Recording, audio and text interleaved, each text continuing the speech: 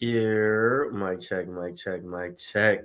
What's good, man? Welcome back. We are officially live. Welcome to Kicking the Real podcast. I am your host, Andy Diosa. If you're a first time listener, thank you for being here. And if you're a multiple time listener, as always, thank you for being here.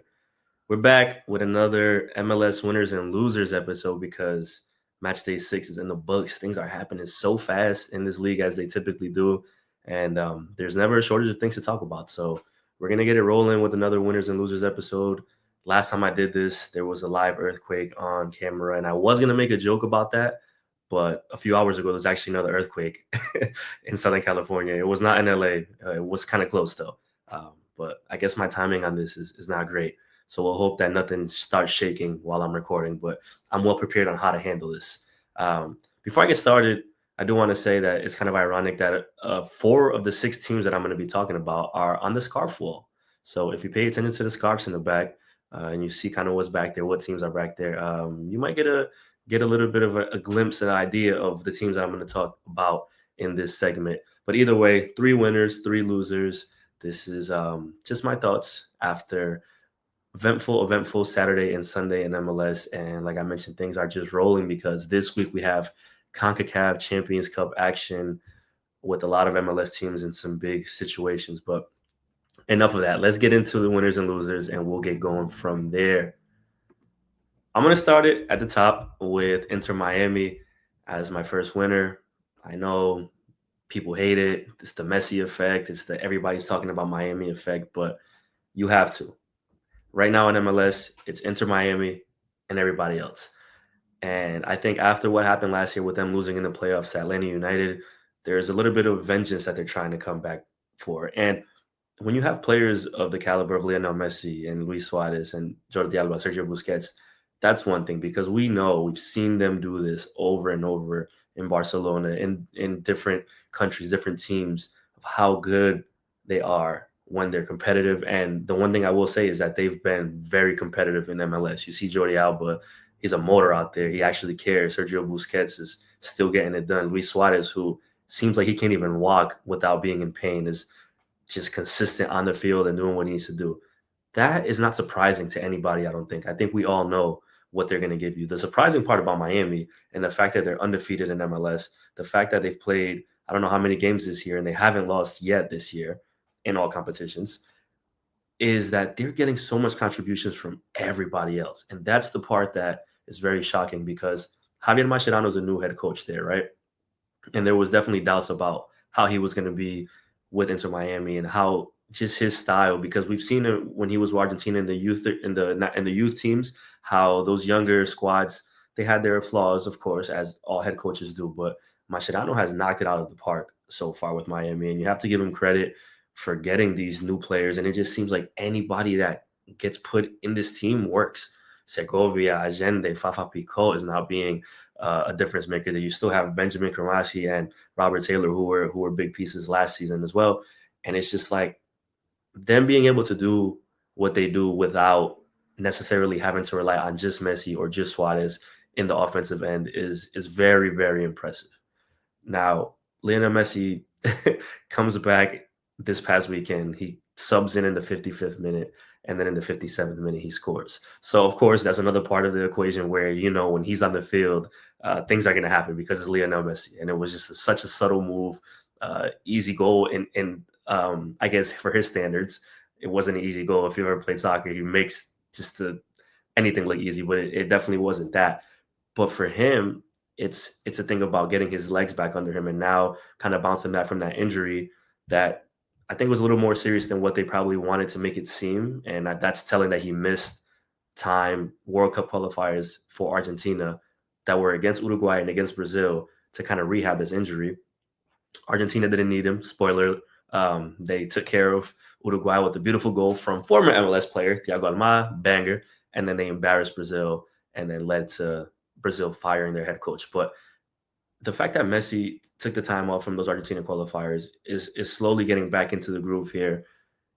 They have, I believe it's like 7 games in May, and then things it's a runway for them to go to basically the Club World Cup, the qualifying window for FIFA there.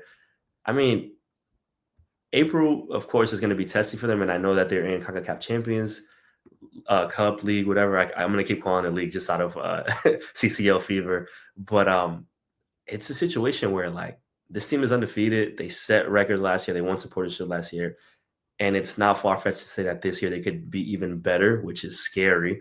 Which is why I say it's Miami and then everybody else in MLS. I mean, there's not really much more you can say about them just being phenomenal right now, and that's basically how it comes down to it. Now they're playing LAFC in CONCACAF Champions Cup quarterfinals starting this week here in LA, and I'll talk about that a little later. But it's just I don't see right now any major flaws on this team. Like the depth is there, the superstars are there, the coaches.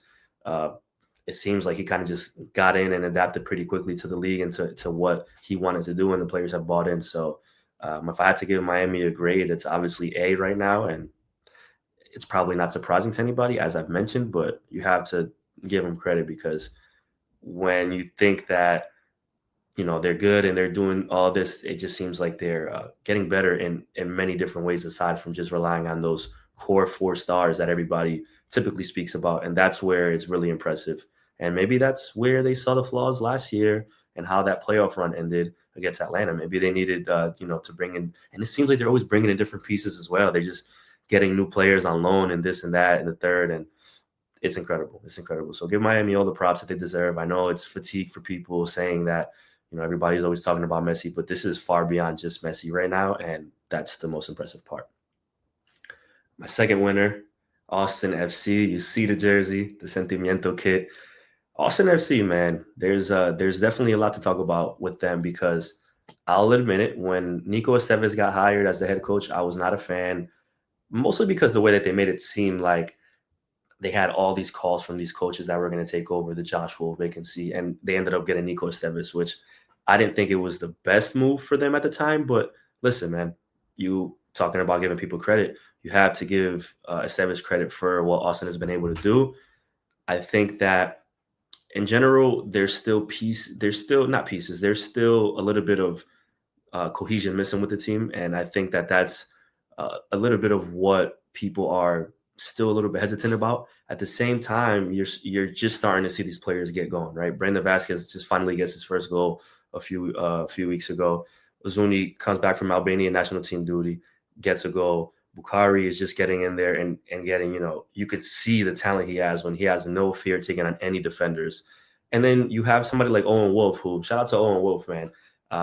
Last year, it was looking for a way to be more consistent, right? And he was under his dad as the head coach. And I spoke to Owen Wolf for a series called The Pathway for MLS Soccer.com. If you haven't read it, this is a shameless plug. Go check it out. Google Owen Wolf, The Pathway series. And he's just a kid that seems so mature to me. He's only 20 years old. And we're seeing it already this season, the steps he's taken, that he's just improved from what he was last season to this season. Already has 3 assists on the year, timely assists. He's just doing things with a bit more confidence. And I don't know if that's just a natural progression for him, which I assume it is, or I just don't know if he's playing a bit freer because the pressure of being the coach's son is not on him no more. But whatever it is, it's working, and it's working to the benefit tremendously for Austin FC. Last year, he spoke about how he kind of was just almost a student being with Drusy and being with like Danny Pereira and learning from these players. And he's kind of transformed to, he's not just like a student now. Now he's part of that core group for Austin FC, and he's rightfully earned his position in that starting lineup, rightfully earned all the accolades that he's getting, or all the praise he's getting rather. And that just goes to show, like, have some patience there. I know there was a lot of Austin fans last year that said that he didn't belong in the lineup and that he was only playing because he was Josh Wolf's son, but he has proven that to be completely false. And I'm so happy to see him as a homegirl be able to expand a bit. Just a few weeks into the season, you could see how important he's been for that team. So shout out to my cousin Derek, who is a Austin FC ticket holder at Q2, and we text all the time during the games, and we were talking about that a bit today too. Like, the thing I come back to is he's only 20. Like, the future is so bright and it's so much ahead of him that to be able to see him do that now it's amazing. And like I mentioned, a few of the names, Bukhari is, you could tell. I said it last year when I saw him a few times, I think live once. I'm like, this guy is going to be trouble. And the more his confidence grows, the more that team kind of gets aligned with each other, at least on the attacking end, I think they're going to be an issue. Like Brandon Vasquez, we know we've seen him score goals in MLS, we've seen him score goals in Mexico. So it's just a matter of time before that all starts clicking.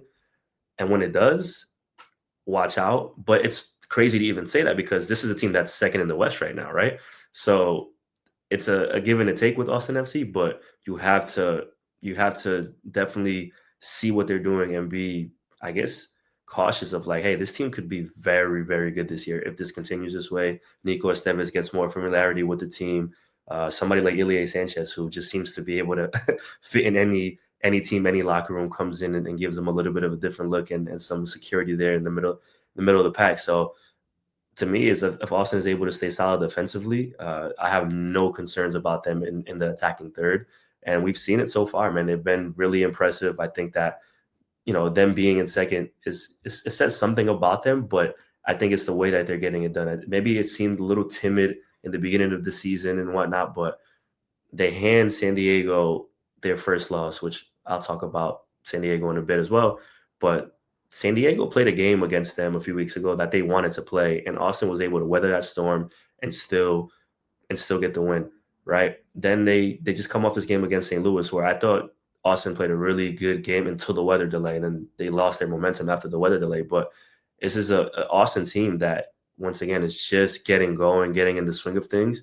And you guys know I'm biased. If you know me, you know I love Q2. You know I love the energy that the fans in Austin bring. So this team being good and the fans getting that vibe back in Q2 that they had a few years ago when Austin FC went to the Western Conference Finals, that's what's needed for that team. And I think once that energy sinks on the team off the field, it's there. It's always going to be there, but it's going to be a beautiful thing. So hey, maybe the criticism, not the criticism, the skepticism of Nico Estevez was a little premature, but you got to give props once again to Austin FC for doing what they're doing right now. It hasn't been anything beautiful, spectacular, but you could see the steps there, and they're making the right strides, and I really enjoy what I'm seeing out of them. I love the Armadillo kit. I love the Sentimiento kit. Had to wear it today for this episode. If you're not watching on YouTube and you're listening on Spotify or Apple, I'm rocking the Austin FC kit. Once again, shout out to my cousin, Derek and Austin. Yeah. And then we'll go to the third winner, San Diego FC, who I just kind of alluded to speaking about Austin. But this team, well, what could you say, man? Expansion is always so difficult to judge. And because we just don't know. Everything is unknown until we start seeing things on the field. And even that takes time, right? We're only 6 weeks into the season. I think the one thing that makes it difficult for San Diego's opponents is there's not much footage. There's not much research you could really do on how this team plays because there are only a limited amount of games, right? As the season goes on, the sample size will get larger. Teams may be able to try to figure things out. But there's a few things I love about San Diego FC, starting with Mikey Varas, the head coach, basically before the season started saying, we're going to play a certain style. This is how we're going to be as a team. We're going to be a possession-based team. We're going to dominate possession. We're going to move the ball the way we want to. And literally everything he said is been shown on the field. It's proven. The way that they dominate possession in games, the way that they move off the ball in the certain spaces, it's been amazing. It's been amazing to see for a team that has not been together for that long, for a team that 26 minutes into the first game ever lost its star player through an injury. And Chucky Lozano just got back this weekend, played a few minutes against LAFC, but they're able to do it with injuries. They have players out, they're new to the league, and they're just playing with no fear, man. And I truly believe that whatever Mikey Varas set out to do is exactly what he's doing, and the players are 100% bought in. Anders Dreyer has been phenomenal and taking kind of that step up as the leader throughout those injuries early on in the season. I think Luca De La Torre has been at Luca De La Torre, which means he's been good. He hasn't been anything that you have to like write home about, but it's just him. It's his demeanor, it's the way he plays. He's almost like just under the radar, just does his thing. It's always consistent. It's always pretty solid, and that's what he's given to that team. Anibal Godoy has been tremendous, I think, as a leader on and off the field already. You could see in certain situations, he brings that energy. He brings that almost that hunger still, and he brings what is most important in these situations, which is MLS experience, a veteran in the league. There's just, you could go up and down the list, and there's players that have contributed in major ways. And then you talk about the players that haven't even been able to get going yet, like Chucky Lozano, like Andres Reyes, who's still kind of just in the fold over there, right? So San Diego has a really good thing going, and their game against LAFC this weekend was a testament to that, right? The first 30 minutes of that game, it was one-way traffic. There was one team on the field, and it was San Diego. It almost seemed like the roles were reversed, that San Diego was a team that has won an MLS Cup, that has won an Open Cup, that has been to CONCACAF finals, that has been to Leagues Cup finals, and LAFC was a team that has only played 5 games together. I mean, they were just embarrassing them. Once again, one-way traffic. And things changed because LAFC is a very talented team with talented players, but they were able to make a little bit of a comeback. And it's still, after the red card, San Diego goes, LAFC goes down to man. San Diego has the advantage, and they're not able to add to the lead. But winning 3-2 against LAFC is a big deal for San Diego, obviously, because they're trying to make their mark in the league, and there's no better way to do it than beating a team that's supposed to be a rival, right? Because of proximity, beating a team that's a standard in this league, whether you like it or not, beating a team at home where they haven't lost a game yet in San Diego at Snapdragon Stadium. They've only lost one game, is the one I mentioned against Austin. And even in that game, San Diego played the same way that they set out to play. Austin just got the better of them, but San Diego had their chances and had their game plan basically executed. So I think that it's once again expansion. You don't really know how to judge it too much, but they're playing with this expansion magic, similar to how St. Louis did it a few years ago. And as it continues, it's just going to keep, I think, growing for them, because it's one thing to say that they've been good, but you have to look at what they've been doing. Like, they beat the defending champions here in LA at Dignity Health Sports Park in the first game ever. Granted, we know that LA Galaxy are not the LA Galaxy that won MLS Cup last year, injuries and players leaving and whatnot. But still, your first game ever, going to Dignity Health Sports Park, winning a shutout there, 2-0, it just set the bar high for them already, right? And then, like I mentioned, they haven't lost in Snapdragon yet. They beat RSL 3-1. They drew Columbus 1-1 at Snapdragon, and then they go and beat LAFC 3-2 there. I mean, anything you say about them, I feel like it's not giving them enough credit. And that's exactly how it was with St. Louis a few years ago. I remember where people were saying, oh, St. Louis was just getting lucky and João Klaus was getting handed goals left and right. But as the year lingered, it almost felt like the amount of credit that St. Louis should have got, they weren't getting that. And I don't want that to happen to San Diego. And I don't think it will, but they're doing everything right without key contributions from the players that they expect to be key contributors, mostly Chucky Lozano. So once Chucky Lozano gets going, which we know he will, it's gonna be serious. It's gonna be serious. So shout out to San Diego, the good people. I know a lot of people work on that with the team that work there down in San Diego that are living the dream right now. It's a year of first. It's a year of making history, and I think that's why people are so excited about San Diego players, staff, and fans alike. So salute to them. They have a really good thing going down there, and it's going to be interesting to see how that progresses throughout the year. But it'll be one of the things that I'm most looking forward to. And it's also not too far from me. So I was there at the opener. I wasn't there this past weekend, although I wish I would have gone to the LAFC San Diego game. It looked like a lot of fun, but I'll for sure probably be making a few more trips down there because there's always a good time to go down to San Diego in general. And when you have a team of that caliber, of that nature, and that excitement so far, it's going to be fun to watch live all the time. So those are my 3 winners: Inter Miami, Austin FC, San Diego FC. I am going to give an honorable mention shout out to the Portland Timbers, who, I know the competition wasn't crazy. They played the Houston Dynamo, who are dreadful at this moment, Sunday Night Soccer. But man, the Timbers, speak about teams in attack that I'm not worried about, it's certainly Portland. Like, they're flying out there. Losing Evander, I don't want to say you forget about it, because Evander is a hell of a player, and we see already in Cincy what he's doing, but they are just moving, man. Like, Santi Moreno had a brilliant game today. De Costa is very good. Anthony, Brace, Felipe Mora. I mean, and you still have Diego Chara there being Diego Chara. The same thing I said with Austin. If Portland could be solid defensively, which they get Juan David Mosquera back today. They have Jimmer Forte. They have a good back line.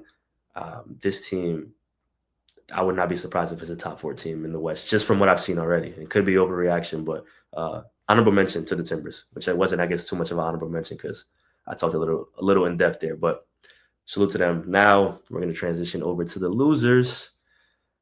The losers are LAFC, CF Montreal, and Sporting Kansas City. Now I'm going to start with LAFC because I already mentioned them a little bit on this episode. The loss, it wasn't so much that they lost to San Diego, right? Because just talked about it. San Diego has been really good.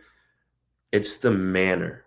I think the alarms are starting to ring in certain places for LAFC. And the reason I say that is because there's a certain arrogance, and I say arrogance not in a demeaning way. I say it in a way of because they set a standard so high in MLS, because they have these experiences of winning trophies and getting to finals, they always feel like they need to be winning games all the time. And I say that, and you're going to be like, oh, well, all the coaches and all the teams feel that way. Yes, all the teams do say that and feel that way, but there's certain teams that act that way. And that's exactly how LAFC moves.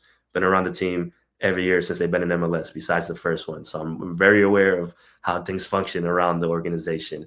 And it starts with Steve Cherundolo right now, where his attitude and his way of being, he's kind of brought that onto the team. And it's not a bad thing. It's a good thing when they're winning. When they're not winning, it kind of shows. And I've talked to Steve Cherundolo many, many times, one-on-one, group settings, whatever the case may be. Yesterday, after the game, he called his team out. I don't think so inadvertently when he said that there is 2 versions of LAFC. And there's 2 versions of LAFC because when they're on the ball, basically pressing the way that they're supposed to and sharp and making their decisions, a very good team, that one of the best in MLS. And when they're not doing that, when they're second guessing, when they're slower on the ball, when they're showing their poor attitude, disconnect a little bit, that's the version of LAFC that he said he saw yesterday in the game against San Diego, especially in those first 30 minutes. And he said something that's really stood out to me, and it's not anything that's, the regular fan can't see. This is not the first time that he's seen that version of LAFC this year. And I think he was alluding to the Columbus series in CONCACAF Champions Cup, where the first game they blew them out of the water. And then the second game in Columbus, it was a completely different team. And LAFC just looked like a shell of what we saw in that first leg. So there's definitely a little bit of concern there for me. Now, I say that very lightly because LAFC, a team with very, very talented players, and we're not going to start saying that this team is on the descent because of a bad result or, bad moments here and there. But Steve Cherundolo saying that to the media, I think, is very telling because he said that's something that they have to work on. And it leads me to think about the makeup of the roster, right? Where when you think about LAFC over the years, they've always had, like, I don't want to say just that one guy, but the guys that kind of define the team, right? Carlos Vela obviously was their first ever signing, the star, led them to great things. He was that guy. Whether or not you want to call him a leader because of his personality is a whole different story, but he was that guy. That the team was Carlos Vela. But around him, he had players like Latif Blessing. He had players like Edward Atuesta, who really did set the tone when that 2019 was just buzzing through everything. And then you kind of move it along. Elie Sanchez, who I just talked about for Austin, was that guy in the past for LAFC, where he's the one that kind of takes that step as leader, takes that step as the I don't want to say the vibes guy, but the step of the guy that the team kind of rallies around. And they've had those guys over the years. Giorgio Chiellini is another perfect example of that. I mean, Giorgio Chiellini is a world legend, but he was a perfect example of exactly what I'm talking about. The question now is, who is that guy? And I think that's really what Steve Cherundolo was alluding to. And you look at their roster now, and you kind of struggle to find that, right? I'm just going to start saying names, but Timothy Tillman doesn't seem like that guy to me. The ones I would give it to would be Aaron Long, of course, and Ryan Hollingshead, who are those guys with MLS experience who have been around the league for a while. But then you start looking around. Denis Bouanga is a hell of a player, one of the better guys, one of the best players in MLS. When he's on and when he's not on, it's like he's just there. And it doesn't seem like the team's rallying around him if he's struggling. Under, I think, has been great since he's gotten over, but he just got here. He's not familiar with the league, not familiar with things. So I say that to kind of look at the roster and see what Cherundolo was talking about. And I do agree with that, where there might be a little bit of identity problem with LAFC, which is something that I don't think we've ever really said again about this team, right? It typically. So it's interesting. Now, I don't think they're in trouble or anything like that. But, like, hey, Olivier Giroud was just in France a few weeks ago getting celebrated for being, the leading scorer in the nation's history and all of these things, former World Cup winner. And he's irrelevant right now for LAFC. So what's going on there? Hugo Lloris, who's a World Cup winning keeper, has a terrible looking moment, which wasn't the worst of the weekend for goalkeepers, but there's certain things that you start looking around and you're like, man, what's going on with this team? So let me get this out there. Again, if I didn't make it clear, I'm not worried per se about this team, but there are things arising now that make you question what direction and how this is going to continue for LAFC. I don't doubt Steve Cherundolo for a second because he doesn't give me any reason to do that at the moment. But speaking about Inter Miami, this CONCACAF Champions Cup series against them is going to be very, very telling, I believe, in the term of how do they react. And Steve Cherundolo is a coach that always talks about we'll have answers, we'll have a reaction. Well, the time is now because Miami's coming to town this week. They'll be at BMO, where LAFC is typically a very good team, but that's a test. And Cherundolo has downplayed it a bit and saying it doesn't matter who the opponent is and this, that, and the third. All eyes will be at BMO Stadium, seeing how this tie works out. And this is, once again, the arrogance, that standard that LAFC works with. This is a series, a quarterfinal in the CONCACAF Champions League Cup that they would assume they're going to win because their goal is to get back to another final and win that tournament. They've been to two finals. They haven't been able to win it once. But this is a hell of a task that they're going to have against Miami, especially with leg 2 being down in South Florida, mixed in with league play as well. So we'll see how LAFC and Cherundolo kind of react and what happens against Miami. But the reason I'm putting them here in the losers list is mostly for that two-faced version that Cherundolo kind of alluded to, which is something that I think we're going to hear and maybe even see more of on the field throughout the season. So keep an eye on that, because if you didn't hear that, I think it's very telling. CF Montreal, what the hell are they doing? What the hell are they doing? Wow. Talk about team with no direction right now. They fired Laurent Courtois, who I don't think should have been fired. That's just as simple as I'll put it. When you look at that team, the roster, it's not great. They don't spend money. They have one designated player who is Giacomo Vrioni, who has yet to play a single minute for them. And he's Giacomo Vrioni. If you're a Revs fan, you know exactly what I mean by that. And if you're not a Revs fan, you could try to make your assumptions there. They hadn't even played a home game yet because they're on this 7-game road trip before they even play a home game. And all of a sudden you fire a coach, another one. It's just like a revolving door of head coaches. And I start to think like, wow, this is a team that had a Wilfred Nance not too long ago, who was a really good coach there and then went on to blossom as even better coach, one of the best, if not the best in Major League Soccer, has won MLS Cup, has won Leagues Cup.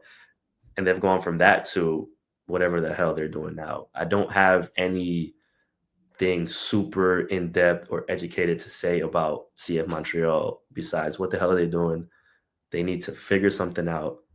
The benefit they do have is they have flexibility with the roster, only having one DP, to maybe make something happen in the summer window. And that would maybe be the only thing enticing to a head coach that's looking to maybe take over this job. But if you are a available head coach, I'm not looking at this Montreal job as super stable. And the front office, the ownership has shown that it's gonna take a hell of a sales pitch for whoever comes in and takes over this job. And it's unfortunate because Montreal is a great city. The fan base, we've seen them be for their team through and through good and through bad. But this is how things start falling apart, and you start ripping things here and there. Fans start losing interest and start not going to the stadium and start not watching the games, and they're going the wrong way. And it's tough to see, but they need to figure something out. I don't know what that something is. The ownership can't get out of their own way, and usually when that's the issue, it lingers for a little too long. And I think it's definitely lingering now for a while, and it seems to only be going down the wrong path. So Montreal, once again, what the hell are y'all doing? And speaking of uh, a franchise or organization with little to no ambition right now, Sporting Kansas City will end the segment with that. Sporting Kansas City is just in a brutal spot right now. The last time Sporting Kansas City won a game, September 18th, 2024. We're going on almost 200 days of Sporting Kansas City not winning a game. And all I want to say is whatever job security Peter Vermees has as the head coach in Kansas City, I need that. I need that in life. I need that little bit of security anywhere because I think the ship has sailed a long time ago on Vermees, and I'm once again not typically the guy to say to fire head coaches or things of that nature because I like to give him the benefit of the doubt. But the proof is there. The way the season kind of ended last year was bad, and the way this has started is even worse. I don't feasibly see this continuing the way it is and Vermees keeping his job for too much longer. And I think when you have something that's just not working that way, you have to make some change. And unfortunately, the coach usually is that first one. Now, he has so much power and say in that organization, which makes it a little bit tricky, but it's stale. It's time. It's been time for a refresh. Um, the team isn't terrible in terms of roster construction. They're not great either, but this is unacceptable for especially for uh, a guy like Peter Vermees who has that, I don't know, I guess that pass and that experience in MLS where he this is not his not the way he wants to see things go, and he probably be the first one to say that it's not acceptable. So I don't know what the plan is in SKC. I don't know if they're just hoping for things to change and get better. They don't seem like they're going to be. Once again, they haven't won a game in almost over 200 days. I think that would get a head coach fired anywhere in the world. Somehow he still has his job. I don't know for how much longer. I haven't really been too tapped into the happenings in Kansas City, but I'm saying as a spectator, as a person that watches a lot of MLS and analyzes the game, yeah, I don't know how this is continuing for SKC and Peter Vermees is still in charge there. So I'll leave it at that. Hopefully they could turn things around and get going a bit. I mean, we're talking about a team that went to the Open Cup final last year, and all of a sudden things just fell off a cliff completely for them. So it's not good. It's not good at all. And the standings obviously reflect that. They're at the bottom and they're gonna probably stay there for a while if this continues. So that is what it is. My honorable mention for losers. That sounds like kind of harsh, my bad. I don't want to say it like that. Because the person I'm about to talk about is somebody who's fairly nice and I've talked to as well. John McCarthy, man. Oof. LA Galaxy goalkeeper. Maybe Greg Vanney's a loser in this case. Once again, not anything towards him personally, because this goalkeeper controversy in LA, whether it's McCarthy, whether it's Mikovic, and they're just neither of them are stepping up and taking the onus of being that goalkeeper one. Maybe it's Vanney's fault, sorry, for not just saying, hey, this is going to be our guy and we're going to stick with him through and through. But whatever revolving door they have going on there needs to get fixed. That was just a brutal mistake at the end of the game against Orlando that cost them a point and keeps the defending MLS Cup champs winless this season. It just can't happen. That's as simple as it gets. But the real loser is the ref of that game because Christian Ramirez's goal was for sure offside. The penalty, Mickey Amane foul on Edward Atuesta was definitely not a penalty. And it was just bad officiating. I don't know what his name is. I don't like to give refs attention, but I had to get that out there as well because I was at the game and didn't like what I saw. But shout out to Edward Atuesta, who I caught up with after the game. Shout out to Oscar Pareja, who I also caught up with after the game. Good to see them. Good to talk to them. And keep an eye on Orlando too, man. Things are happening. Things are happening there slowly, but they're happening. And Luis Muriel, who gets credited for the game-winning goal, although it should be credited to John McCarthy for that blunder. He's looking like finally what Orlando wants him to be. And Pareja and I talked about that for a bit, and maybe we'll get to that in a later episode. But yeah, John McCarthy, tough. The Galaxy, even tougher. But they were in my loser segment, the first episode. I don't want to go too deep on them again, and maybe we'll talk about them in the upcoming future more in depth. But Those are my winners and losers. MLS match day 6. Once again, if you're watching on YouTube, the Sentimiento Kit. If you're listening on Spotify and Apple Podcasts, I appreciate you.